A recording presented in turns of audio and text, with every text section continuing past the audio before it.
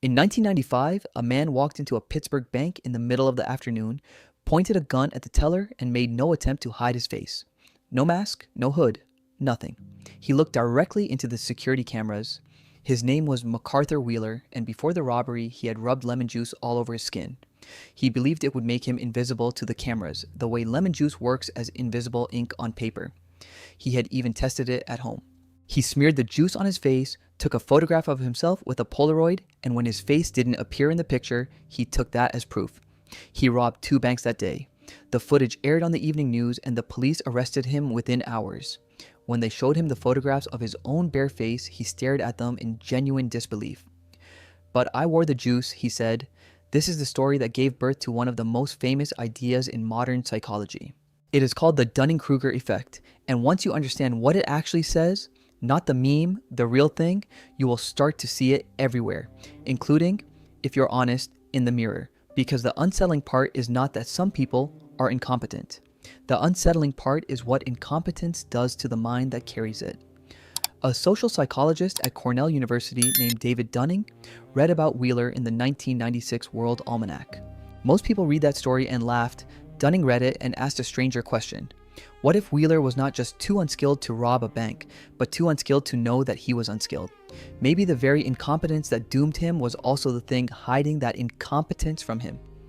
Dunning took on a graduate student named Justin Kruger, and together in 1999, they ran a series of experiments to find out. They published the results under a title that sounds almost cruel in its precision: Unskilled and Unaware of It. Here's what they did. They gathered Cornell undergraduates and gave them tests, real tests, in 3 different domains. One measured logical reasoning, using questions taken from the law school admission exam. One measured English grammar, and one, strangely, measured humor. The students rated how funny a series of jokes were, and their answers were compared against the ratings of professional comedians.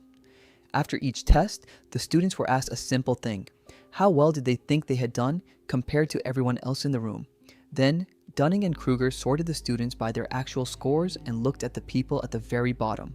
The students who had scored in the 12th percentile, meaning 88 out of every 100 people did better than them, believed on average that they had landed in the 62nd percentile. Sit with that gap.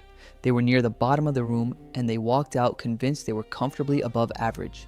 They overestimated themselves by roughly 50 percentile points. The worse they were, the larger the illusion. And it was not simple arrogance or people lying to look good, because at the same time, something opposite was happening at the top. The students who actually scored in the 86th percentile, the genuinely competent ones, tended to underestimate themselves. They assumed the tasks that felt easy to them felt easy to everyone. They looked around a room full of people struggling and could not understand why they themselves were not struggling too. Dunning and Kruger had a name for what was happening to the people at the bottom. They called it a dual burden. The skills you need to be good at something, they argued, are the exact same skills you need to recognize that you are good at something. To know whether your grammar is correct, you need to know grammar. To know whether your argument holds, you need to understand logic.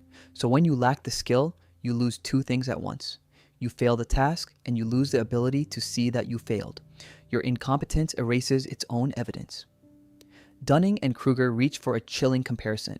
In their original paper, they called the effect a psychological analog to anosognosia, a neurological condition in which a person who has suffered brain damage loses the awareness that anything is wrong with them. A stroke patient whose left arm hangs completely paralyzed will look you in the eye and calmly insist the arm is fine. Ask them to lift it, and when it does not move, they will explain, without any distress at all, that they simply don't feel like lifting it right now. The injury took the limb, and the knowledge of the limb in the same blow. Dunning's argument was that incompetence does something quietly similar to the ordinary mind. Think of it as a sealed room. The person inside cannot see out, and worse, they do not know there is an outside at all. There is no window through which the failure could announce itself, because the window is made of the very skill they are missing. From inside the sealed room, incompetence does not feel like incompetence. It feels exactly like competence. It feels like nothing is wrong at all. In later research, Dunning and Kruger left the university behind and went looking for the effect in the wild.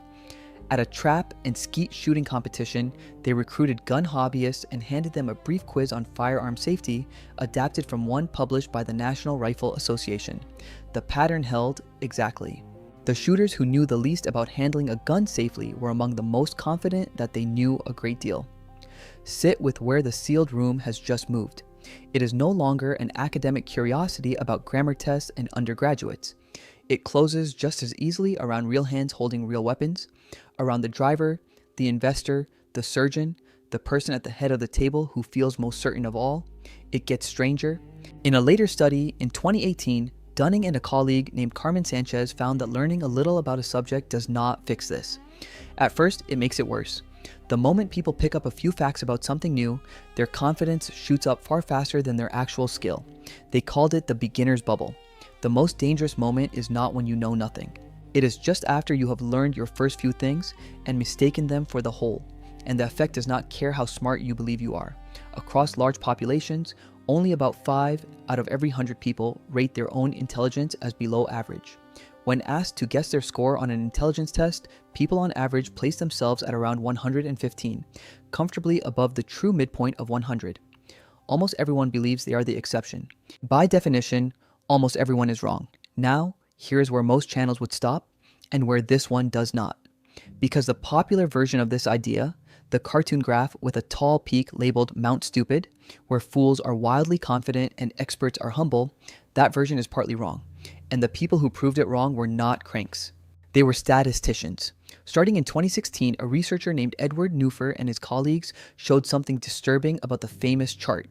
They generated completely random data, pure noise, numbers, with no human being attached to them at all, and ran it through the same method Dunning and Kruger had used. The random noise produced the same shape, the same dramatic curve. In 2020, 2 more researchers, Gilles Gignac and Marcin Zajankowski, used more careful statistical tools and found that a large part of the effect dissolves. Much of what looked like a deep truth about the human mind was an artifact of how the data was sorted and graphed. When you put people in groups based on their scores and then measure how wrong they were about those same scores, you have built the illusion into the arithmetic before a single human being opens their mouth. So is the whole thing a lie? No. And this is the part worth holding carefully. Even after the statisticians stripped out the artifacts, a residue remained. The worst performers really do, on average, overestimate themselves more than the best performers do. People really are poor at judging their own ability. What collapsed was the cartoon, the clean, dramatic mountain of stupidity. What survived was quieter and in a way worse. Not a special curse that afflicts the foolish, a low, steady fog that sits over all of us all the time, in every domain where we happen to be weak. And we are all weak in some domain. That is not an insult, it is arithmetic. Which brings the lens back around to you. You have a sealed room, everyone does. There is some skill, a way of arguing, a way of driving, a way of listening to the people closest to you, a way of doing your own job, where you are far worse than you believe. And the reason you cannot feel it is the same reason Wheeler could not feel the cameras. The instrument that would measure the gap is the instrument you are missing. You did this last week. You were certain about something and you were wrong, and the certainty felt identical to the times you were right. It always does. That is the entire problem. Confidence is not a signal arriving from reality. It is a feeling generated from the inside, and it does not check with the outside before it arrives. Dunning himself put it in a single line. The first rule of the Dunning-Kruger Club, he said, is that you do not know you are a member of the Dunning-Kruger Club. Wheeler walked into that bank certain he was invisible. He had tested it, he had evidence, he had a photograph. And the more certain he felt, the more completely the truth stayed hidden from him. You are reading the cameras right now. You just can't see your own face in them.